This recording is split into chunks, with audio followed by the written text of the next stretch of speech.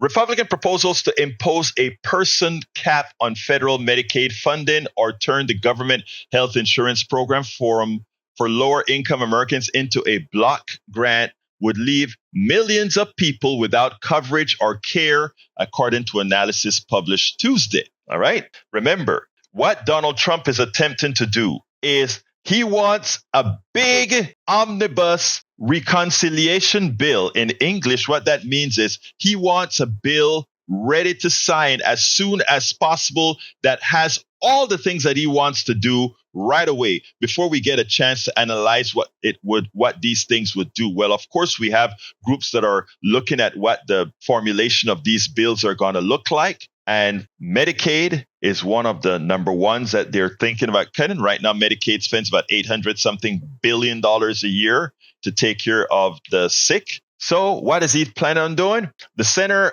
on Budget and Policy Priorities examined GOP policy proposals, including the per capita funding cap and making Medicaid a block grant, and found that such policies would dramatically change Medicaid's funding structure, deeply cut federal funding, and shift costs and financial risks to states. Who does that affect the most? Sick people, poor people. Where do most of our sick and poor people live? Red states. So who is Trump? Again, because red states depend more on the federal government. Red states are takers from the federal government. These states that claim they're low tax states and that they're great states, they are the beggar states. And where do most of the federal government cuts are going to come from? Programs that they depend on. So who is it going to hurt? The people who voted for Trump. So here we go. Faced with a large and growing reduction in federal funding, states would cut eligibility and benefits, leaving millions of people without health coverage and access to needed care. According to the analysis, many of those losing Medicaid coverage would be left unable to afford life-saving medications, treatment to manage chronic conditions like cardiovascular disease and liver disease, and care for acute illnesses. People with cancer would be diagnosed at early stages, at later stages, and face a higher likelihood of death, and families would have more medical debt and less financial security. A large body of research shows that Medicaid improves health outcomes, prevents premature deaths, and reduces medical debt and the likelihood of catastrophic medical costs. Those are facts. Now, it's also a fact that red states, Louisiana, Mississippi, all these states, Texas, they have poorer health outcomes. Their folks are sicker and their folks are poorer than those blue states. So most of this cut, when we cut Medicaid, etc., will be coming from our MAGA brothers and sisters who most, or if not a whole lot of them in Appalachia and other places, depend on these government services, depend on this to stay healthy, to not completely lose who they are. And what's the first thing that Trump and his minions are talking about? Cutting these programs. Why does he want it? Why does he want it in this omnibus reconciliation bill right away? So that it goes through. Trump has nothing to lose when he offered the big tax cuts to his billionaire friends, to the corporations, to when he offers all the money that Musk is going to get. Musk invested $250 million to get Trump elected, and Musk is already made over $100 billion after Trump has been elected. For, according to Gonzalo, working smarter, according to Egberto, being parasitic. But again, I want you all to realize, I said, you better get remorseful early. All of you who voted for Donald Trump better join up with those who didn't and become remorseful really quickly. Because if you don't get to your Congress people quickly, if you don't let them know that you are following what's occurring quickly, then I guarantee you're going to feel the pain. Block grants to states. Let me give an example. People get sick and populations increase. They intend to give a block grant because they can say, give them and forget it. Right now, as it works, the federal government pays 70% of Medicaid costs, on a per person basis. If the bill is XYZ, Medicaid pay whatever portion they need to pay of that bill on a per person basis. Because we don't know who is going to get sick and we don't know how much it's going to cost each individual sick person. But right now we treat it as the health care of all the people in the country. That's how we handle it, the humane way. But now they are thinking about two options. Either give the states a block grant, give you the money, forget it. You try to figure out how you're going to spend that money, whether you're going to spend it on healthcare or not. You just take that money and that's it. That's what we do. You take that money and it's over. But the other option is to give the people a cap on a per person basis. So if you submit 10 people, each of those people that you submit get X amount of dollars. And that's it. Whether you got cancer or a cold, you get the same. And why are they doing this? That they're not doing this because the health system in America has changed. They're doing this because in order to give these tax cuts to these billionaires, to the wealthy, like Trump promised them, we have videos showing Donald Trump saying, you're going to do a lot better under me. That's why Zuckerberg are sucking up to them. That's why the media is sucking up to him. He's saying, okay, where do we get this money from? We take it away from the poor.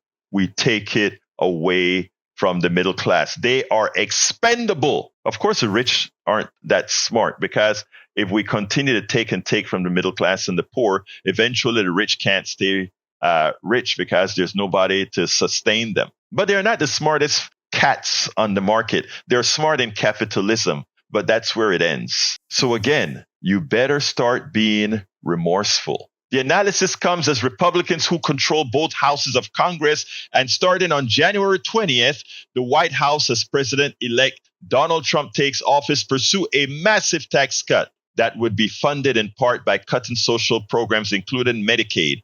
GOP lawmakers are also considering work requirements for Medicaid recipients in order to help pay for the tax cut, which critics argue would primarily benefit the rich people and corporations. So you've got lung cancer, but you are ambulatory. Go to work. Don't go into a state that makes your body more recoverable. Nah, you are just a means of production. You're just a cog, a widget. You're sick. You don't get a chance to convalesce. Get to work. Do you see the humanity? According to a 2024 report by the National Association of State Budget Offices, Medicaid, which along with the related children's health insurance program serves nearly 80 million U.S. adults and minors with limited income and resources, makes up more than half of all federal funding for states. And again, I mentioned red states, the most dependent states, the bigger states. They are the ones that get the most money out of these programs. They are the ones that gave Trump his victory. And they are the ones that Trump will screw first. You get my point?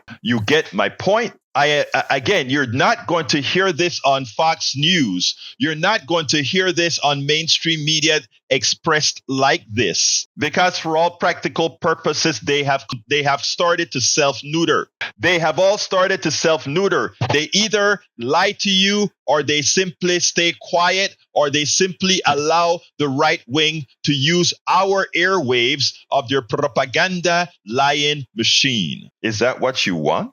So Brad called earlier, and he thought he was going to make a comment about, well, look at what Musk has done. And we proved to him without a doubt that, as I've mentioned before, it is true. Musk is a parasite, and he is a further parasite with Doge, as in order for him to fund his companies with government spending, with welfare, he's going to take those away from the people who elected him. Well, elected Trump, but meaning elected Musk. You see my point. Before I go to the phones, I want to point out something else, because it's not only Medicaid that's in trouble because they need to use those funds to give tax cuts. Remember, Biden has made these programs more secure. Brad earlier called and said he was happy that Mr. Musk used Twitter to lie to him. He didn't say it this way, but this is in effect what happened. Mr. Musk used Twitter to lie to him to make him believe that Trump was the better choice? Well, let's look into that a bit. Under the CFPB, what has happened now is medical debt used to affect your credit score. Well, guess what? Medical debt under Biden has been removed from your credit score. So no longer will you have to be concerned about your medical debt, a debt that you just incurred because you got sick will somehow prevent your life from moving forward. And who's opposing that now? Musk and his minions says, that won't stand. They want to repeal that when they come into office. Well, you know what else the CFPB did for you? The CFPB reduced what companies could pay in overdraft fees, predatory data brokers, and medical bills, the way they're handled. So when he talks about Biden not doing the things and somehow Musk and Trump coming in to save you, actually, I'm sorry. They're coming in to destroy you. They don't particularly care about you. It's not about destroying you. It's about just taking it all. And I'm not being hyperbolic here. This is their intent. Biden gave you the CHIPS Act, brought back manufacturing to the country, brought down inflation that started actually with the tariffs imposed by Donald Trump and the supply chain issues created by the corporate structure and the mismanagement of the pandemic. Brought to you by the former President Trump. Biden cleaned it all up, just like Obama had to clean up the mess that was created by Bush with credit default swaps and all of that. Biden had to come in and clean up after Trump. And with the lies and misinformation that were allowed on the Twitter platform and the Zuckerberg platform and all of these, Americans made a mistake again. Yesterday, I was watching this professional, I think he's a stock person, and he said, Americans are interesting people. Whenever they want to clean things up and level the playing field, they elect Democrats, who really meant progressives. And then as soon as progressives get into power and start to equalize and make the playing field level, the wealthy say, we can't make it too level because, we need to be able to have our edge. And they elect, again, those who would do wrong. Folks, a lot of this you're not going to hear on the mainstream media because they can't tell you. They're now bought and paid for by the billionaires. And all you've got now is a hodgepodge of truth tellers. And you're going to have to join that domain of being the truth teller by spreading the word, spreading our blogs, spreading our words, spreading. You have to join. You have to be a part of the solution because the corporatocracy will not be. You have to be part of the solution. Everything that I talk about here on this show, you can actually go and verify. And I'll repeat this at every program for all of our newcomers. My goal is simply one thing, the truth, and making sure you're informed and enlightened. I refuse to have my daughter live in, at Christmas, she said, why is it that immigrants have so much hope? Haven't America taught you enough? And my answer is no, because it's not about America teaching us enough. It's about we taking the tenets of what we want America to be and realizing that we can. You remember when Obama said, yes, you can, yes, we can, all that good stuff? It may have been rhetoric for Obama, but it is truth for a lot of us, and we intend to make it so. We spend a lot of time deconstructing the news, trying to parse it into a form that everybody can understand. We try to find those little nitpicks where it flies above the fray, etc. If you really like these videos that we do, I want to ask a big favor. Please go ahead, number one, subscribe to our channel, and number two, please join if you can. Thank you so kindly for watching. Keep watching. Please remember to share. We must populate the entire internet with our progressive message, a message that we know is what most Americans say that they want. So help us, please join.